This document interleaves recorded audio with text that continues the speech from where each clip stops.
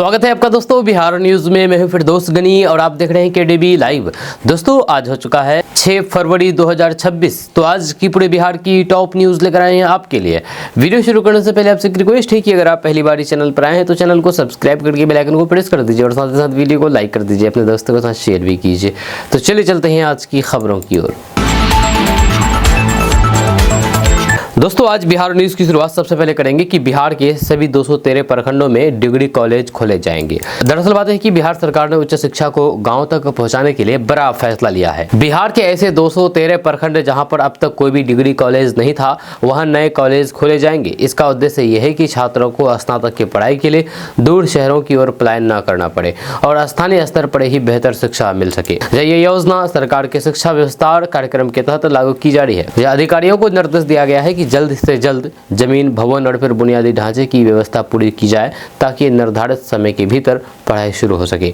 इससे खास करके ग्रामीण और फिर आर्थिक रूप से कमजोर परिवारों के छात्रों को बड़ा फायदा मिलेगा। सरकार का मानना है कि कॉलेजों की संख्या बढ़ने से उच्च शिक्षा का स्तर सुधरेगा, ड्रॉप आउट कम होगा और फिर लड़कियों की पढ़ाई में भी बढ़ोतरी होगी। नए कॉलेजों में आधुनिक सुविधाएं, विशेषज्ञ शिक्षक और फिर आवश्यक संसाधन उपलब्ध कराने की भी तैयारी की जा रही है, जिससे छात्रों को अपने ही क्षेत्र में गुणवत्तापूर्ण शिक्षा मिल सके। दोस्तों बिहार अब चौथा राज्य बनने जा रहा है जहां पर एटीएम से गेहूं और चावल मिलेगा। दरअसल बात है कि बिहार में अब गेहूं और चावल भी एक तरीके के एटीएम मोड से मिलेगा, यानी कि लाभार्थी घर के नजदीकी केंद्र से आवश्यक राशन ज्यादा सुगमता से और तेजी से ले सकेंगे। इस नई व्यवस्था को राज्य सरकार लागू करने की तैयारी कर रही है ताकि राशन वितरण प्रणाली में पारदर्शिता बढ़े और भ्रष्टाचार कम हो। सूत्रों के अनुसार जब ये सिस्टम पूरी तरह से लागू होगा तो फिर बिहार चौथा राज्य बन जाएगा जहां पर अनाज को डिजिटल ऑटोमेटिक तरीके से उपलब्ध कराया जाएगा, यानी कि एटीएम की तरह पैसे चावल मिलेगा। इस लिस्ट में पहले नंबर पर है मध्य प्रदेश, इसके बाद उत्तर प्रदेश और राजस्थान जैसे बड़े राज्यों ने पहले ही इस तकनीक को अपनाया है। इस व्यवस्था का मकसद है कि पात्र राशन कार्ड धारक बिना लंबी कतारों या फिर परेशानियों के अपने अधिकार का अनाज, गेहूं और चावल सीधे ले सकें। इस व्यवस्था का मकसद है कि पात्र राशन कार्ड धारक बिना लंबी कतारों या फिर परेशानियों के अपने अधिकार का अनाज, गेहूं और चावल सीधे ले सकें। इससे न सिर्फ सुविधा बढ़ेगी बल्कि वितरण का टाइम ट्रैकिंग और रिकॉर्ड भी बेहतर होगा, जैसे सिस्टम में जवाबदेही आएगी। दोस्तों बिहार विधानसभा में नीट छात्रा हत्याकांड को लेकर के जबरदस्त हंगामा देखने को मिला है। विपक्षी विधायकों ने मामले को लेकर के सरकार को घेरा है और फिर कानून व्यवस्था पर गंभीर सवाल उठाए हैं। सदन के अंदर तीखी नोकझोंक हुई है, जिससे कार्यवाही बाधित रही और फिर माहौल काफी तनावपूर्ण हो गया। बहस के दौरान एक विधायक ने मुख्यमंत्री नीतीश कुमार पर बेहद कड़ी टिप्पणी कर दी, जिसे लेकर के सत्ता पक्ष के सदस्यों ने जोरदार विरोध जताया। इसके बाद सत्ता और फिर विपक्ष के बीच आरोप प्रत्यारोप का दौर तेज हो गया। स्पीकर को कई बार हस्तक्षेप करना पड़ा ताकि स्थिति को काबू में लाया जा सके। ये पूरा विवाद उस नीट छात्रकांड को लेकर है जिसने पूरे बिहार में आक्रोश पैदा कर दिया है। विपक्ष का कहना है कि राज्य में बेटियां सुरक्षित नहीं हैं, जबकि सरकार दावा कर रही है कि मामले की जांच तेजी से चल रही है और दोषियों को बख्शा नहीं जाएगा। सदन में इस मुद्दे पर आगे भी जोरदार बहस होने के संकेत है।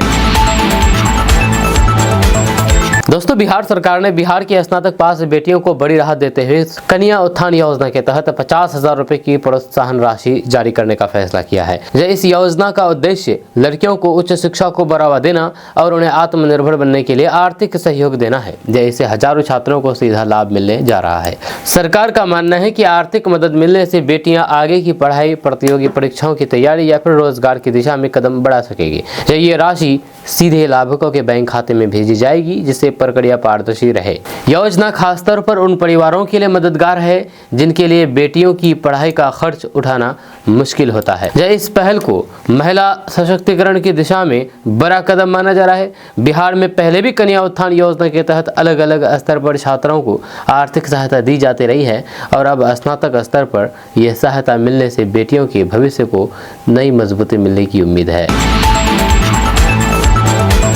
दोस्तों, लोकप्रिय लोक गायिका मैथिली ठाकुर पहली बार विधानसभा पहुंची, जहां उन्होंने बजट सत्र के दौरान महिलाओं से जुड़ा मुद्दा उठाया। उन्होंने कहा है कि राज्य में यानी कि बिहार में महिलाओं को आत्मनिर्भर बनाने के लिए सरकार को और मजबूत कदम उठाना चाहिए। खासतौर पर ग्रामीण महिलाओं के लिए रोजगार, प्रशिक्षण और फिर आर्थिक सहायता योजनाओं को बढ़ाने की अपील की है। मैथिली ठाकुर ने मुख्यमंत्री नीतीश कुमार से आग्रह किया है कि महिला सशक्तिकरण सिर्फ योजनाओं तक सीमित न रहे, बल्कि जमीन पर उसका असर साफ दिखे। उन्होंने महिला स्वयं सहायता समूह, हस्तशिल्प, लोक कला और छोटे व्यवसाय से जुड़ी महिलाओं को बेहतर बाजार और फिर वित्तीय मदद देने पर जोर दिया है। उनका कहना था कि बिहार की महिलाएं प्रतिभाशाली है, बस उन्हें सही मंच और सहारा मिलना चाहिए। इस दौरान उनकी बातों को सदन में गंभीरता से सुना गया। बजट चर्चा के बीच महिलाओं की शिक्षा, सुरक्षा और फिर रोजगार जैसे मुद्दे पर विशेष ध्यान देने की मांग ने माहौल को अलग दिशा दी। दोस्तों, बिहार विधानसभा में कल माहौल गर्मा गया, क्योंकि विधायक संदीप सौरभ का मंत्री पर बड़ा आरोप है। दरअसल बात है कि बिहार विधानसभा में उस समय माहौल गर्मा गया जब विधायक संदीप सौरभ ने सदन के अंदर गंभीर आरोप लगाया है। उन्होंने कहा है कि सवालों का सीधा जवाब देने के बजाय संबंधित मंत्री धमकी भरे लहजे में बात करते हैं। इस बयान के बाद सदन में शोर शराबा बढ़ गया और फिर कई सदस्यों ने एक साथ बोलना शुरू कर दिया। संदीप सौरभ का कहना था कि जनहित के मुद्दे उठाना उनका अधिकार है, लेकिन जब जवाब की जगह डराने की कोशिश हो तो फिर ये लोकतांत्रिक परंपराओं के खिलाफ है। विपक्षी सदस्यों ने भी इस मुद्दे पर सरकार को घेरने की कोशिश की है और मंत्री के रवैये पर सवाल उठाए हैं। माहौल कुछ देर तक तनावपूर्ण बना रहा। हंगामे के बीच सभापति को हस्तक्षेप करना पड़ा और सदन की कार्यवाही को व्यवस्थित करने की अपील की गई। राजनीतिक हलकों में इस घटना की चर्चा तेज है और इसे सत्ता और फिर विपक्ष के बीच बढ़ते टकराव के रूप में देखा जा रहा है। दोस्तों, बिहार विधानसभा में उस समय सब चौंक गए जब जेडीयू के ही एक विधायक ने अपने सरकार के कामकाज पर सवाल खड़े कर दिए। उन्होंने कहा कि उनके क्षेत्र में स्टेडियम बनने की बात कागजों में दिखाई जा रही है, लेकिन जमीन पर उसका कोई अस्तित्व नहीं है। इस बयान के बाद सदन में हलचल बढ़ गई जब विधायक का कहना था कि विकास योजनाओं की सही मॉनिटरिंग नहीं हो रही है, रिपोर्ट में काम पूरा दिखाया जा रहा है जबकि हकीकत कुछ और है। उन्होंने सरकार से मांग की है कि ऐसे मामलों की जांच हो और जिम्मेदार अधिकारियों पर कार्रवाई की जाए ताकि जनता के पैसे का सही उपयोग हो सके। इस मुद्दे को विपक्ष ने भी हाथों हाथ लिया और फिर सरकार की कार्यशैली पर सवाल उठाए। अब ये मामला राजनीतिक रूप से तुल पकड़ता दिख रहा है और फिर माना जा रहा है कि आने वाले दिनों में इस पर और बहस हो सकती है। दोस्तों, बिहार सरकार ने देश के सबसे बड़े बैटरी एनर्जी स्टोरेज सिस्टम आधारित सोलर पावर प्रोजेक्ट से बिजली खरीदने के लिए MOU साइन कर दिया है। इस समझौते का मकसद राज्य में बिजली आपूर्ति को और ज्यादा स्थिर, सुरक्षित और आधुनिक बनाना है। इससे न सिर्फ बिजली संकट कम होगा बल्कि भविष्य की ऊर्जा जरूरतों को भी ध्यान में रखा गया है। ये प्रोजेक्ट सौर ऊर्जा के साथ बड़े पैमाने पर बैटरी स्टोरेज तकनीक का इस्तेमाल करेगा, जैसे दिन में बनी अतिरिक्त बिजली को स्टोर करके जरूरत के समय इस्तेमाल किया जा सकेगा। इससे पीक आवर में बिजली कटौती की समस्या कम होगी और फिर ग्रिड पर दबाव भी घटेगा। सरकार का मानना है कि ये कदम बिहार को ग्रीन एनर्जी की दिशा में तेजी से आगे बढ़ाएगा। ऊर्जा क्षेत्र के विशेषज्ञों के मुताबिक इस तरह की परियोजनाएं आने वाले समय में बेहद और अहम साबित होगी। इससे पर्यावरण को भी फायदा मिलेगा और कोयला आधारित बिजली पर निर्भरता कम होगी। बिहार के लिए इसे ऊर्जा के क्षेत्र में एक बड़ा और फिर रणनीतिक कदम माना जा रहा है। दोस्तों, संसद में हंगामे को लेकर के राजद नेता तेज प्रताप यादव ने तीखी प्रतिक्रिया दी है। उन्होंने तंज कसते हुए कहा है कि राहुल गांधी को दूसरों पर सवाल उठाने से पहले खुद को ही सस्पेंड कर लेना चाहिए। जब उनकी इस बयान के बाद सियासी माहौल और गर्मा गया। तेज प्रताप यादव के बयान को विपक्षी एकता से अलग रुख के तौर पर देखा जा रहा है। आमतौर पर भाजपा के खिलाफ एकजुट दिखाने वाले दलों के बीच इस तरह की टिप्पणी ने राजनीतिक हलकों में नई चर्चा छेड़ दी है। इससे ये भी संकेत गया है कि बयानबाजी में अब पक्ष विपक्ष की रेखाएं भी धुंधली पड़ती दिख रही है। राजनीतिक जानकार मानते हैं कि ऐसे बयान संसद के बाहर सियासी तापमान बढ़ाने का काम करते हैं। आने वाले दिनों में इस पर कांग्रेस या फिर अन्य विपक्षी नेताओं की प्रतिक्रिया भी सामने आ सकती है। इससे राजनीतिक बहस और तेज होने की संभावना है। दोस्तों, बिहार में कहा जाए तो ठंडी की वापसी हो गई है। जी हाँ, दरअसल बात है कि बिहार में एक बार फिर से ठंड ने वापसी कर ली है और तापमान में गिरावट दर्ज की जा रही है। सिवान राज्य का यानी कि बिहार का सबसे ठंडा इलाका रहा कल, जहां का न्यूनतम तापमान काफी नीचे चला गया। यह ठंडी हवाओं के कारण लोगों को सुबह और फिर रात के समय ज्यादा परेशानी हो रही है। मौसम विभाग के अनुसार पछुआ हवाओं की वजह से ठंड का असर बढ़ा है। खास करके उत्तर बिहार और फिर सीमांचल के इलाकों में कनकनी और ठिठुरन ज्यादा महसूस की जा रही है। जब सुबह घना कोहरा भी देखा जा रहा है, जिससे सड़क और रेल यातायात पर असर पड़ सकता है। विशेषज्ञों ने लोगों को सावधानी बरतने की सलाह दी है। बच्चे, बुजुर्गों और फिर बीमार लोगों को ज्यादा सतर्क रहने को कहा गया है। सुबह शाम बाहर निकलते समय गर्म कपड़े पहनने और फिर ठंड से बचाव के उपाय अपनाने की जरूरत बताई गई है। दोस्तों, बिहार में जमीन विवाद पर सख्त कार्रवाई हुई है। सीओ को जनता दरबार में ही निलंबित कर दिया गया है। जब बिहार में जमीन सर्वे को लेकर के बिहार सरकार ने सख्त रुख अपनाया है। डिप्टी सीएम विजय सिन्हा के नेतृत्व में राजस्व विभाग ने कहा कि अब जमीन से जुड़ा हुआ मामलों में रेवेन्यू अफसरों की लापरवाही बर्दाश्त नहीं की जाएगी। जहां पर शिकायतें लगातार बढ़ रही थी, उन जिलों के सीओज को जनता दरबार में ही निलंबित कर दिया गया है, ताकि अधिकारियों को यह संदेश मिले कि जनता की समस्याओं को टालना अब नहीं चलेगा। साथ ही विभाग ने नो वर्क नो पे यानी कि काम ना किया तो फिर वेतन रोका जाएगा का फरमान भी जारी किया गया है। जी हाँ, अगर अफसर अपने इलाकों में चल रहे जमीन विवादों को समय पर समाधान नहीं कराते हैं तो फिर उनके खिलाफ जांच भी शुरू होगी। सरकार का कहना है कि इससे भ्रष्टाचार पर लगाम लगेगी और फिर जमीन विवादों का सही तेजी से निपटारा होगा। इससे पहले कई शिकायतें कागजों में उलझने या फिर अफसरों की सुस्ती के कारण लंबित रह जाती थी, लेकिन अब स्थिति बदलने की दिशा में कदम उठाए जा रहे हैं। दोस्तों, बिहार की राजनीति में एक बार फिर से तेजी और नजरिए की टकराहट देखने को मिल रही है। जेडीयू के नेताओं ने जोर देकर के कहा कि आगामी विधानसभा सत्र के दौरान आरजेडी में अंतर दलीय गुटबाजी और भगदड़ जैसी स्थिति पैदा हो सकती है, यानी कि आरजेडी टूट सकती है। उन्होंने इसे हल्के फुल्के अंदाज में विधायक तोड़ो अभियान कह डाला है, जिससे सियासी वातावरण गरमाने का एक संकेत मिल रहा है। जेडीयू का दावा है कि आरजेडी के भीतर नेतृत्व, फैसले और रणनीति को लेकर के मतभेद उजागर होंगे, जिससे विपक्षी खेमे के विधायक आपस में उलझ सकते हैं या फिर अलग विचारधारा के साथ अलग अलग दिशा लेने की कोशिश कर सकते हैं। इस बयान को जेडीयू एक रणनीतिक बयान के रूप में पेश कर रही है, ताकि विधानसभा सत्र में खुद को सशक्त स्थिति में दिखाया जा सके। आरजेडी की तरफ से अब तक कोई भी प्रत्यक्ष प्रतिक्रिया नहीं आई है, लेकिन राजनीतिक विश्लेषक मानते हैं कि ये बयान गठबंधन की मजबूती और फिर विपक्ष के मनोबल को चुनौती देने की कोशिश के रूप में लिया जा रहा है। यह सत्र के दौरान क्या वाकई में भगदड़ जैसी स्थिति बनती है या नहीं, ये विधानसभा की बहस और मुद्दों पर निर्भर करेगा।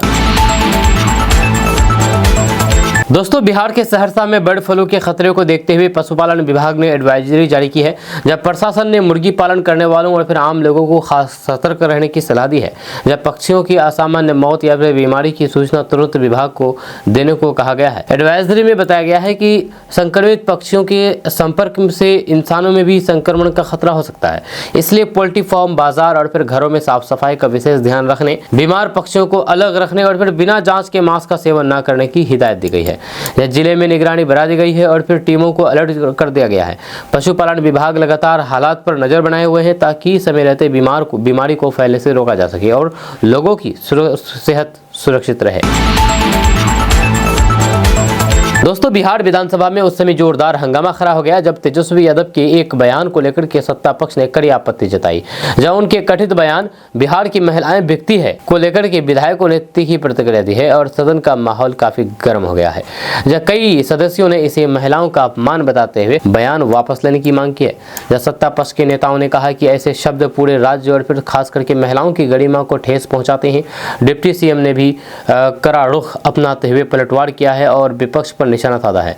जवाबी हमलों के दौरान दोनों पक्षों के बीच तीखी नोकझोंक हुई, जिससे सदन की कार्यवाही कुछ देर के लिए बाधित भी हुई। विपक्ष की ओर से सफाई देने की कोशिश की गई, लेकिन विवाद शांत नहीं हुआ। जो स्पीकर को बीच बचाव करना पड़ा और सदस्यों से मर्यादा बनाए रखने की अपील भी की गई। ये मुद्दा अब सियासी रूप से और गरमाने के आसार दिख रहे हैं।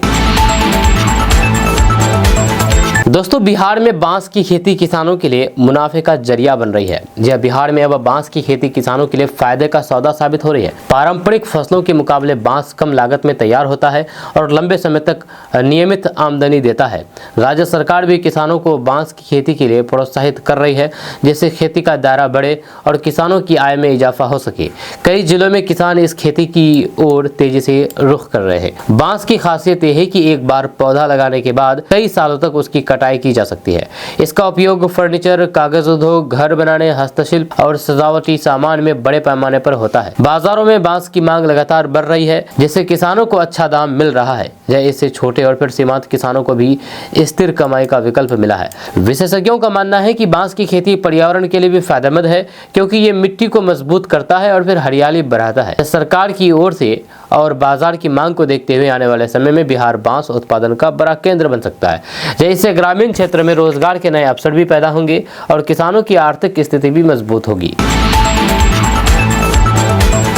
दोस्तों बिहार के किसानों के लिए राहत भरी खबर सामने आई है। अब जिन किसानों के पास जमीन दादा परदादा या फिर परिवार के पुराने सदस्यों के नाम पर दर्ज हैं, उन्हें फार्मर आईडी बनवाने में कोई परेशानी नहीं होगी। सरकार ने वंशावली के आधार पर भी फार्मर आईडी बनाने की व्यवस्था शुरू की है, जिससे असली किसानों को योजना का लाभ मिल सकेगा। जब पहले कई किसान जमीन अपने नाम ट्रांसफर नहीं करा पाने के कारण सरकारी योजनाओं से वंचित रह जाते थे, अब वंशावली दस्तावेज दिखा करके वे अपनी खेती से जुड़ी हुई पहचान साबित कर सकेंगे।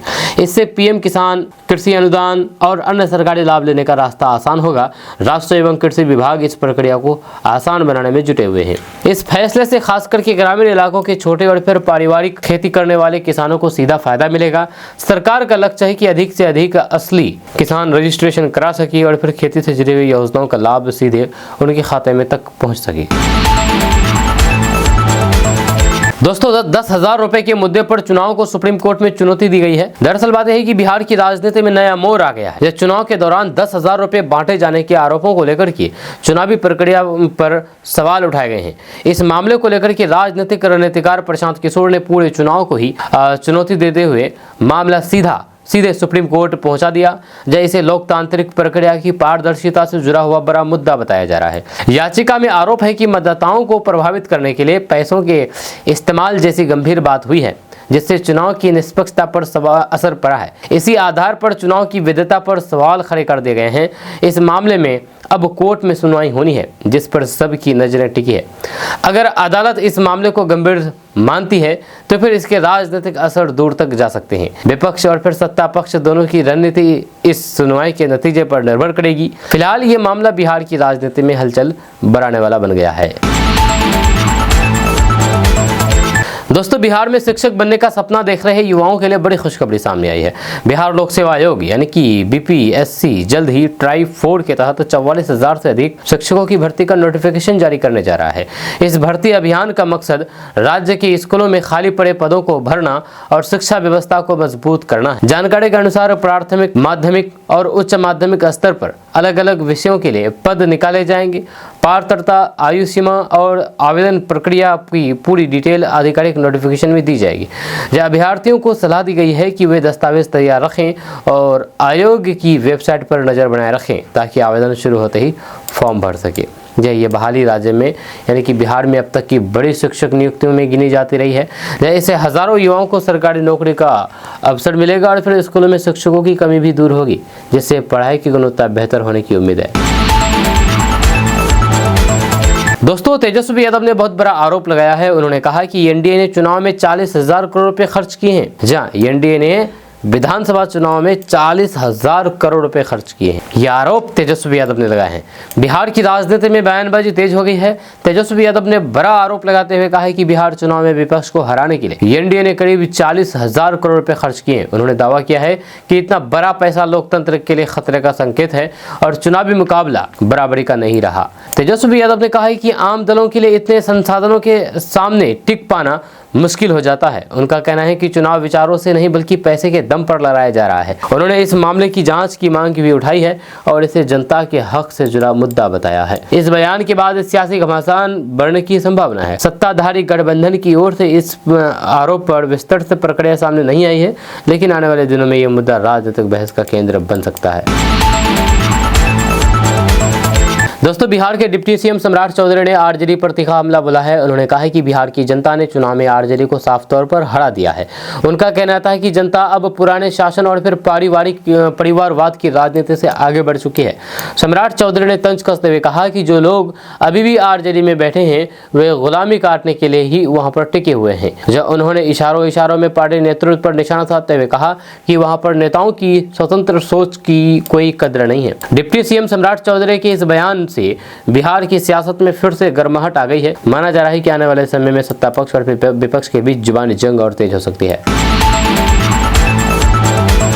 दोस्तों, तेजस्वी यादव ने बिहार की कानून व्यवस्था को लेकर के नीतीश कुमार सरकार पर तीखा हमला बोला है। उन्होंने कहा है कि बिहार में हालात ऐसे हो गए हैं कि थाना खामोश है, प्रशासन बेहोश है और सरकार मदहोश है। तेजस्वी यादव ने आरोप लगाया है कि अपराध की घटनाएं बढ़ रही है और आम लोगों को सुरक्षा का भरोसा नहीं मिल पा रहा है। तेजस्वी यादव ने कहा है कि सरकार जनता के मुद्दों से भटक चुकी है और फिर सिर्फ दिखावटी दावे में लगी है।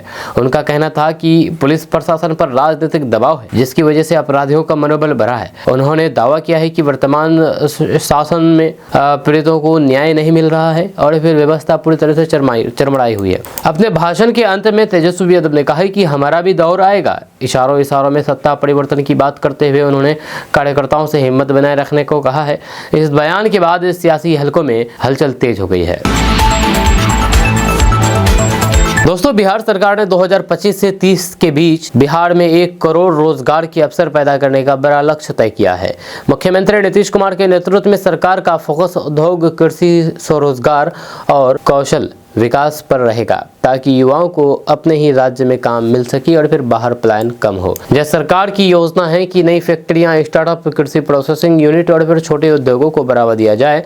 साथ ही साथ तकनीकी प्रशिक्षण और फिर स्किल डेवलपमेंट कार्यक्रमों के जरिए युवाओं को रोजगार के लिए तैयार किया जाएगा। ग्रामीण इलाकों में भी रोजगार के नया साधन विकसित करने पर खास जोर रहेगा। इन योजनाओं के जरिए प्रति व्यक्ति आय को दोगुना करने का लक्ष्य रखा गया है। सरकार का दावा है कि रोजगार बढ़ने से लोगों की कमाई बढ़ेगी, बाजार मजबूत होगा और फिर बिहार की अर्थव्यवस्था को नई रफ्तार मिलेगी।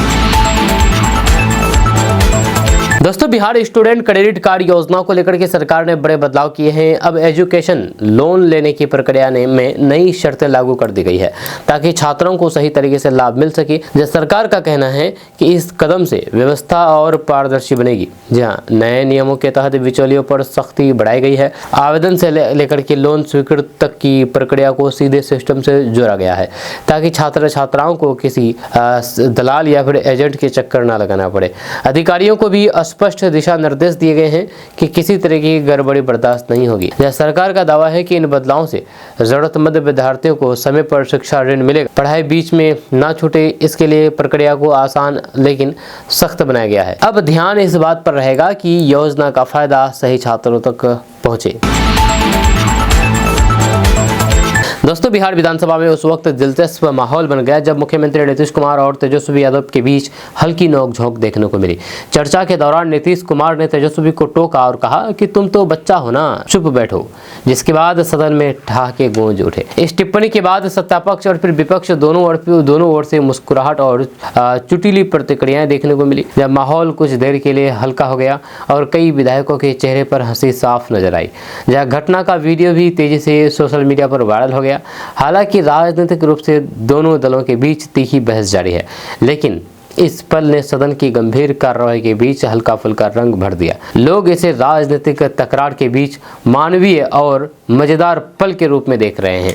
दोस्तों, किशनगंज में एक युवक 10 शादियां करके लड़कियों से ठगी करने वाला गिरफ्तार हुआ है। युवक पहले लड़कियों को अपने प्यार के जाल में फंसाता था और उसके साथ शादी करता था, फिर उसका शोषण करता था और उसको छोड़ देता था। किशनगंज से इस तरह का यह मामला सामने आया है। किशनगंज में ये ऐसा मामला है जिसने रिश्तों और भरोसे दोनों पर सवाल खड़े कर दिए हैं। यहाँ पर एक युवक पर लगातार शादियां करने, लड़कियों को धोखा देने और उनसे पैसे ऐंठने का गंभीर आरोप लगा है।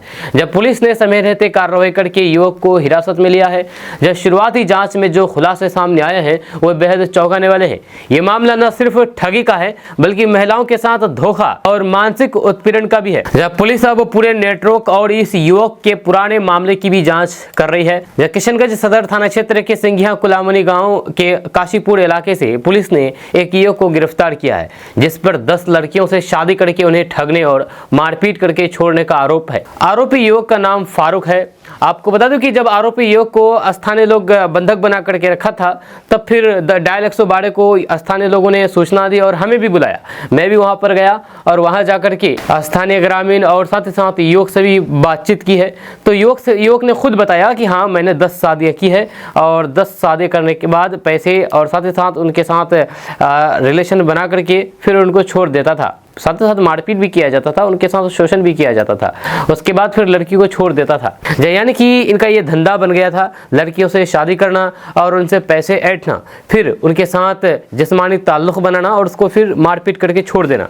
इस तरीके का ये काम बहुत पहले से करते आ रहे थे, लेकिन आज ये हत्या चरा, स्थानीय लोगों के हत्या चरा फिर पुलिस को सौंप दिया गया। जब मैं भी वहीं पर मौजूद था। आपको बता दें कि जब ग्रामीण युवक को बंधक बना करके रखा तो फिर ग्रामीण डायल 112 पर सूचना दी। सूचना मिलते ही पुलिस टीम मौके पर पहुंची और फिर युवक को छुड़ा करके हिरासत में लिया। इसके बाद उसे किशनगंज सदर थाना लाया, जहां उससे पूछताछ शुरू की गई है। पूछताछ के दौरान आरोपी फारूक ने जो बातें बताई है, उन्हें सुनकर के पुलिस भी हैरान रह गई है। फारूक ने स्वीकार किया है कि उसने अब तक करीब 10 शादियां की है। जब वह लड़कियों को पहले प्यार के जाल में फंसाता था, फिर शादी का भरोसा दिला करके उनसे पैसे लेता था। जब कुछ समय बाद वह उनके साथ मारपीट भी करता था और फिर उन्हें मायके भेज देता था। जब आरोपी ने यह भी बताया है कि जिन लड़कियों से उसने शादी की थी, वे सभी फिलहाल अपने अपने मायके में रह रही है। दोस्तों, अब अश्लील गाना बजाने वालों की खैर नहीं है। अगर कोई अश्लील गाना बजाते हैं तो उस पर FIR होगी और उसको जेल जाना पड़ेगा। बिहार में अभी ये सख्त नियम लागू हो गया है। जैसे कि आपको पता है कि बिहार में अश्लील गानों का बहार आ चुका है। जहां भी जाइए वहां पर अश्लील गाना बजाए जाते हैं, चाहे डीजे में हो या फिर किसी भी कार्यक्रम में हो, शादी ब्याह में, जुलूसों में, सार्वजनिक कार्यक्रमों में, हर एक जगह पर अश्लील गाना बजाया जाता है। जिसके बाद जब कोई शरीफ आदमी रास्ते से गुजरते हुए इस गाने को सुनते हैं तो फिर शर्म से उसका सर झुक जाता है। तो ऐसे में अब बिहार सरकार ने बहुत बड़ा निर्णय लिया है। अब बिहार में अश्लील गाना बजाने वालों की खैर नहीं है, उन पर FIR होगी और उनको जेल जाना पड़ेगा। ये आप कान खोल करके सुन लीजिए, जो भी इस तरीके अश्लील गाना बजाने के शौकीन हैं या फिर बजाते हैं, चाहे आप किसी भी कार्यक्रम में हो, चाहे आप अपना निजी ही कार्यक्रम में क्यों ना हो, अश्लील गाना बिल्कुल नहीं बजा सकते हैं, नॉट अलाउड। आपको बता दें कि सरकार ने साफ कर दिया है कि अगर कहीं भी फुहर और फिर आपत्तिजनक अश्लील गाने बजे तो फिर सीधे FIR दर्ज होगी और दोषियों को जेल जाना पड़ेगा। जब डिप्टी CM सम्राट चौधरी ने पुलिस को सख्त कार्रवाई के निर्देश दिए हैं। उनका कहना है कि ऐसे गाने समाज, महिलाओं और बच्चों पर बुरा असर डालते हैं। अब पूरे बिहार में इस पर विशेष अभियान चलाया जाएगा। हम आपको इस पूरी खबर के बारे में विस्तार से डिटेल से बताएंगे। उससे पहले आपको बता दूं कि अगर आप पहली बार हमारे इस पेज पर आए तो इस पेज को आप अभी फॉलो कर लीजिए इसी तरह खबरें देखने और सुनने के लिए। तो आपको बता दूं कि बिहार सरकार ने सार्वजनिक जगहों पर अश्लील गानों के खिलाफ बड़ा कदम उठाया है। जब डिप्टी CM सम्राट चौधरी ने साफ निर्देश दिया है कि अब किसी भी शादी समारोह, बारात, जुलूस या आयोजन में अगर अश्लील गाने और फिर फुहर गाने बजते पाए गए तो फिर संबंधित लोगों के खिलाफ तुरंत प्राथमिकी दर्ज की जाएगी। जब सम्राट चौधरी ने कहा है कि कई बार देखा जाता है कि तेज आवाज में ऐसे गाने बजाए जाते हैं जिनका समाज पर गलत असर पड़ता है, खास करके बच्चों की सोच पर इसका नकारात्मक प्रभाव पड़ता है और साथ ही साथ ये महिलाओं की गरिमा और सुरक्षा के लिए भी खतरा बनता है। दोस्तों, किशनगंज के पास चिकन नेक में 40 किलोमीटर लंबी अंडरग्राउंड सुरंग बनाया जाएगा। जी हाँ, लंबी अंडरग्राउंड सुरंग, वो भी 40 किलोमीटर। ये सुरंग रेल सुरंग होगा। दरअसल बात है कि ये फैसला भारत सरकार ने किया है। किशनगंज के लिए ये एक बड़ी और ऐतिहासिक खबर है। देश की सुरक्षा और पूर्वोत्तर राज्यों की मजबूत कनेक्टिविटी के लिए केंद्र सरकार ने चिकन नेक कॉरिडोर में 40 किलोमीटर लंबी अंडरग्राउंड रेल सुरंग बनाने का फैसला किया है। इस परियोजना का सबसे अहम हिस्सा किशनगंज से होकर के गुजरेगा, जहां पर करीब 6 किलोमीटर लंबी टनल बनाई जाएगी। इसके साथ 4 नई रेल लाइनें भी बिछेंगी। ये कदम न सिर्फ विकास की रफ्तार बढ़ाएगा बल्कि देश की रणनीतिक सुरक्षा को भी नई मजबूती देगा। तो आपको बता दूं कि किशनगंज जिले के लिए केंद्र सरकार ने एक बेहद अहम परियोजना की घोषणा की है। भारत के सबसे संवेदनशील सामरिक क्षेत्र चिकन नेक कॉरिडोर में 40 किलोमीटर लंबा अंडरग्राउंड रेल ट्रैक बनाया जाएगा। इस कॉरिडोर का लगभग 6 किलोमीटर हिस्सा किशनगंज जिले से होकर के गुजरेगा, जो इस पूरे प्रोजेक्ट का रणनीतिक केंद्र माना जा रहा है। इस बड़ी योजना की जानकारी केंद्रीय रेल मंत्री अश्विनी वैष्णव ने दी है। उन्होंने बताया है कि इसके साथ ही इस क्षेत्र में 4 नई रेल लाइनें भी बिछाई जाएगी, जिससे पूर्वोत्तर भारत और फिर देश के बाकी हिस्सों के बीच संपर्क तेज और फिर सुरक्षित होगा।